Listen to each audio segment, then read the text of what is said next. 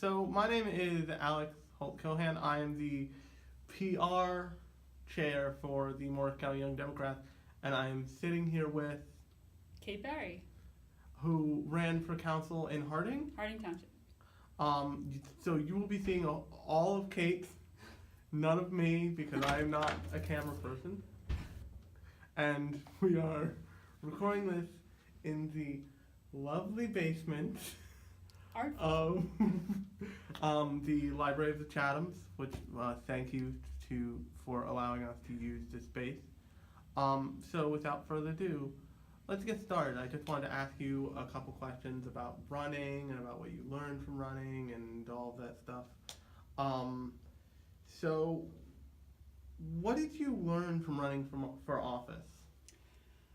Wow, I learned a lot. I learned a lot about the campaign process, being involved. Social media platforms are very important. You can reach out to not only people in your immediate sphere, but also people who might want to help and be supportive in various ways all over the world, actually. So a lot about that. I learned about the importance of hanging out at the post office in Harding on Saturday. Really? Yeah. For whatever reason, I'm sure every town has their hubs of social interaction. In Harding on Saturday morning, it's the post office. So Did not see that one coming. No, most people don't. It's kind of a Harding secret, but that's what all candidates do. Come election season, they go to the post office on a Saturday morning, and that's what we did. And a couple of times our opponents were there as well, and so it made for an interesting dynamic. Well, I know that everyone's least favorite congressman, Rodney Frelinghuysen, for years, from what I understand, did the same thing at the train station. Like, Yes. people would meet him coming off of the train all the time, and they'd be like, oh, it's time to go vote. You know what, my father actually did that before Rodney's time, Congressman Frelinghuysen's time. Harding, he's like a household name. My father was a Republican assemblyman, and he would go to the train station and hand out literature, meet people, shake hands, kiss babies, that sort of thing at the train station. And when he left to join the Kane administration as Director of Consumer Affairs, Congressman Frelinghuysen actually took his seat in the assembly and I guess picked up where my dad left off. So you just kind of mentioned it, but what's kind of your family like politically? Are you all Republican or? Actually, in my family of four, one of us is a Republican. Oh, okay. It's my father, still a stronghold for the party. But no, my mother, she actually, with my father's involvement in politics and continued involvement even after he left office and left the Kane administration, my mom was more quiet about her political affiliation, more I think to let my brother and me form our own opinions, and my father wasn't breathing down our necks either, but as we got older, and the Bush administration helped, my mother became a lot more vocal, and To be fair, at the end there, kind of nobody liked Bush. Right. My father makes jokes about that administration, so. Like, it says something that he's the president who now, like, paints bad pictures of cats for a living. Right, And, like, that's right. what he does. Yeah. I'm if that's what he wants to do, I'm happy. You can keep with the art. You got your library, Right. go to your house Right. and paint. Paint. Now, what, give me a second here. Sure. Why specifically did you get involved at the level of running in politics? Yeah, so it's actually something that I'd sort of had in the back of my mind for a very long time. Growing up, going to these events with my father, which were exclusively Republican events, nevertheless, I sort of got a taste for political life and the importance of all political offices, including local.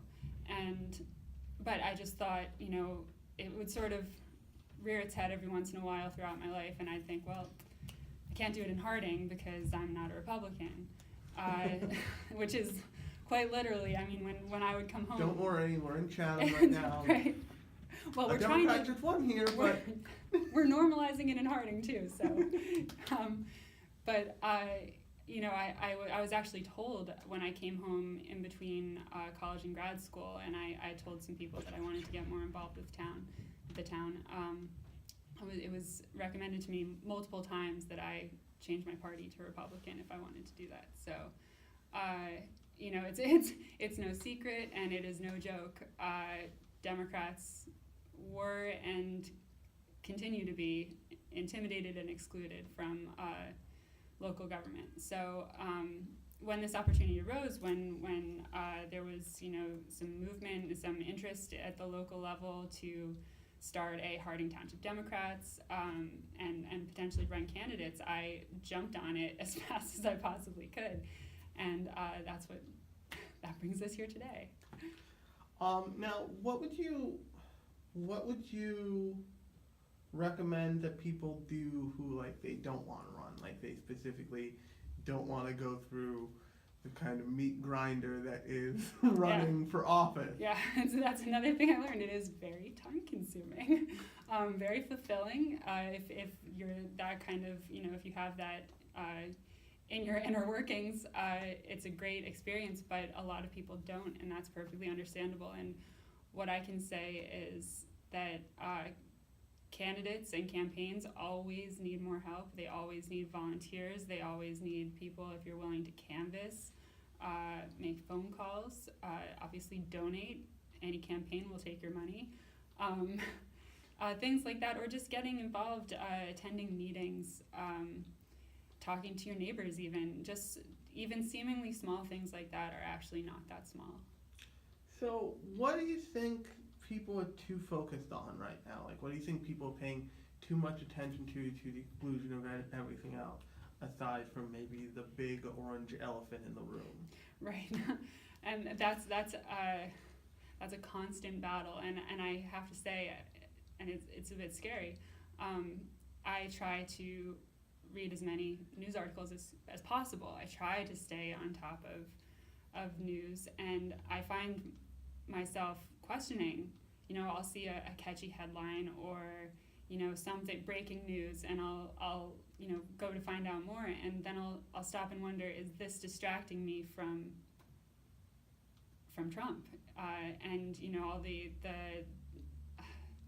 unfolding evidence that's coming out of the investigations surrounding him, because that, I think, is a very important issue, and it does get to be a very, oh no, look over here kind of scenario. Right. Yeah. It's just a constant, over here, no, over here, and you can only invest in so much. So I don't know what specifically today is the distraction, but it just seems to me that there are constantly distractions, and you have to be very discriminating, and how do you do that? It's a very difficult issue, because a lot of these issues are important, so we can't be distracted. That's actually a great question. Not necessarily to be distracted, but to be kind of detox, right, and find your own center outside of crazy town. Right. What do you do to kind of take your mind off of all of it? Just okay, I'm gonna put, most people are disappointed that football is now a political thing, although right, it kind of always was. But what do you do where you're just okay, I'm gonna put down the New York Times, go over here and just have fun with this one thing? What is that for you? That for me would be one of three things, I think. I am a big runner, which, if I think too hard about political issues, for example, anything that requires too much brain power, I can't do it. So it sort of forces me to let go. I climb regularly, and that's another. What do you climb in New Jersey? You can go outdoors just over the New Jersey border in New York State. It's called the Power Lines. There's also world-class climbing in Peterskill, in Minnewaska State Park, outside of New Paltz. I just wondered because I know there's an indoor climbing thing somewhere around here. That's my climbing gym. By the way, do you know that might be an Olympic sport soon? I do. Indoor climbing. Yes, there are going to be 3 components to it. It's pretty exciting. You'll need to explain that to me later. Yes, I'd be happy to. Climbing is like a huge part of my life right now. And the third thing would be play with my goats. I have 2 goats and a donkey, and they just. You're living like a whole farm life. This is the Harding life. Harding is horses. You know, my favorite little known fact about New Jersey is that we have the most horses per square acre of any state in the country. Well, that's like a Paris fact. Like Paris has more dogs than humans. Really? Yeah. Wow. That is like that. But I love horses, so I will take them all. So yeah, playing with my animals just melts away the stress immediately.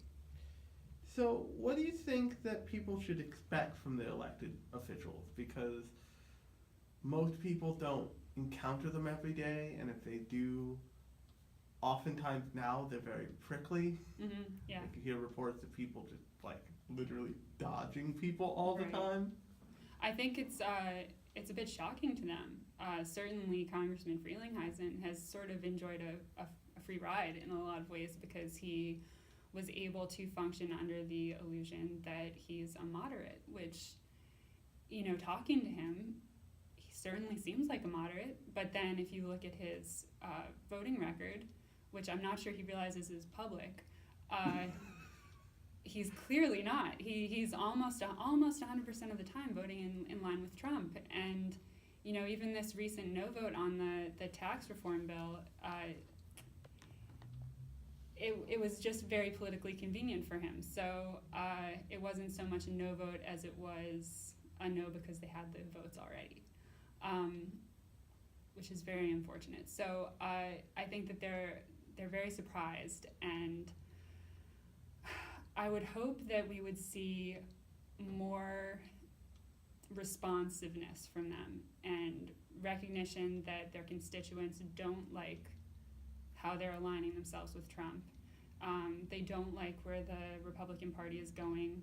And then a lot of these are Republicans themselves, and they didn't like Trump from the beginning, a lot of them. Others maybe weren't sure but said okay, and now they're starting to realize how dangerous this is, and they want to see more responsiveness on the side of their elected officials. And at the local level, we're seeing already our township committee members previously had not released agendas until maybe the day before or the day of the township committee meetings, which we said was unacceptable, and we said that publicly. And first township committee meeting since the election, they released the agenda several days before the township committee meeting. So we're hoping that just our presence will be enough, and our vocalness will be enough to sort of see a certain number of changes, even though we don't have Democrats sitting. Now, speaking of changes, if you had your way and you could money with no option, and you could do it as drop fat, what would you change about how political races are run currently? Well, I think that we need to get the big money out of them. You know, for a while, I think was it clean elections? Something like there was a movement a few years ago where nobody could donate more than a certain amount. There was a cap, and I think that's something that could be looked into. You know, one of the biggest issues in Morris County is that the Republicans just have so much more money into these local and state elections. And, you know, you can just look at the bigger picture. And unfortunately, money is very important in elections. So if one party makes so much more than the other party, it's not really a fair race. Because they have the advantage of literally being able to buy more airtime constantly. Right. They're just pummeling you with their candidates. And unfortunately, that works very, very well. Well, I mean, unfortunately, because it's unfair, but if it were fair, that's good. Now, to end on like a positive note, Oh boy. what are you looking forward to in the future in terms of like the way that like the future of the country's shaping up and your life, whatever? Well, I'm hoping that, and I'm looking forward to some positive changes. Even well, I was gonna say even if they're slow, but I don't know that they are actually that slow. I think that we've seen a lot of activity, a lot of unexpected, unanticipated involvement and engagement, and when people become more informed, you can affect more change. So hopefully we will not lose this momentum, and we'll have more success going forward, and hopefully see a lot of positive change, because we certainly need it. Well, thank you so much for sitting down with Thank me you. and going through my questions in this Pleasure. lovely room. Yes, it's great. Really international. So our viewers know the wall that you see behind Kate right now is the only blank wall. So much going on. And so we will probably catch up with you next time with a different. We'll catch up with the viewers next time with a different guest. It was great to have you here. Thank you. Great to be here. Thank you, and I hope I see you again soon. Absolutely.